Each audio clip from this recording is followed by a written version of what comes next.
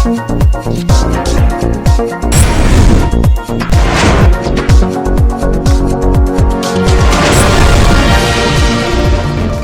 Road स्थित भाजपा कार्यालय पर आज विधानसभा प्रभारी अमित अग्रवाल ने सहारनपुर महानगर के पार्षदों की एक बैठक ली और प्रधानमंत्री के जन्मदिवस के उपलक्ष्य में होने वाले कार्यक्रमों की घोषणा करते हुए बताया कि पार्टी अब चिकित्सा कैंप, सदस्यता कैंप के अलावा सभी वार्डों में घूम घूम कर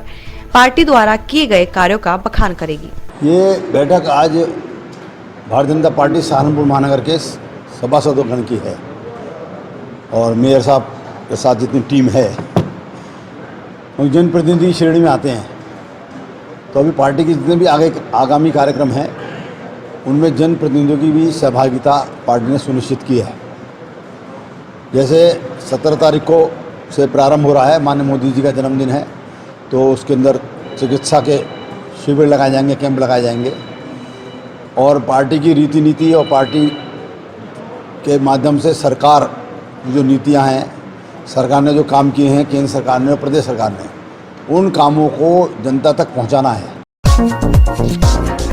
जनपद सहारनपुर में सैकड़ों वर्षों से लगता आ रहा जाहरवीर गोगाजी महाराज का विशाल मेला बीते वर्ष की भांति इस वर्ष भी नहीं लगेगा। इस विषय में जानकारी देते हुए डीएम अखिलेश सिंह ने क्या कहा, सुनिए। देखिए, अभी फिलहाल जो है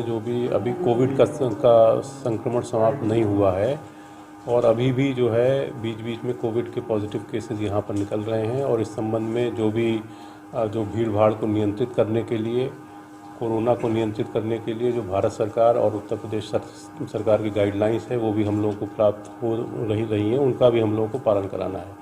इसी के दृष्टिगत जो आगामी गोगा माड़ी का मेला लगता है उसमें पिछले साल भी जिस तरीके से जो है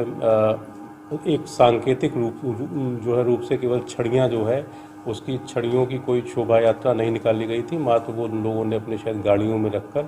उसको जो गोगा माड़ी स्थल है वहाँ पर जो है स्थापित किया था। तो इसी तरह की व्यवस्था इस बार भी रहेगी और कोई शोभा यात्रा नहीं जो है निकलेगी और इसी प्रकार ना ही वहाँ पर कोई जो है भीड़ भाड़ का जमावड़ा हम लोग जो है परमिट करेंगे। इस संबंध में अभी कल एसएसपी साहब से और जो एसपी सिटी हैं उन लोगों से मैंने वार्ता किया था और उसके क्रम में एसपी सिटी ने भी कल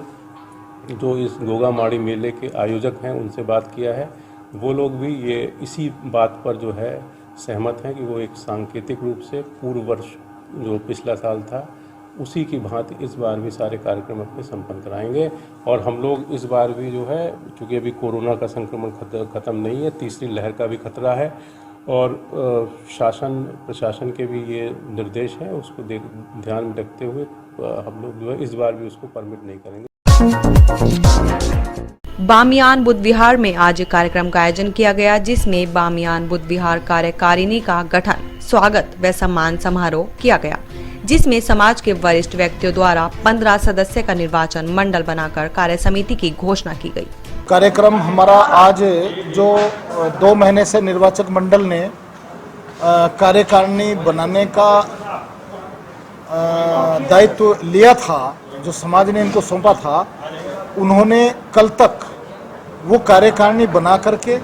कंप्लीट की है। उसकी ये हमारी सूची लगी हुई है। 25 लोग इसमें निर्वाचित हुए हैं और आज उस बनाई गई कार्यकारिणी का आज शपथ ग्रहण और स्वागत समारोह था।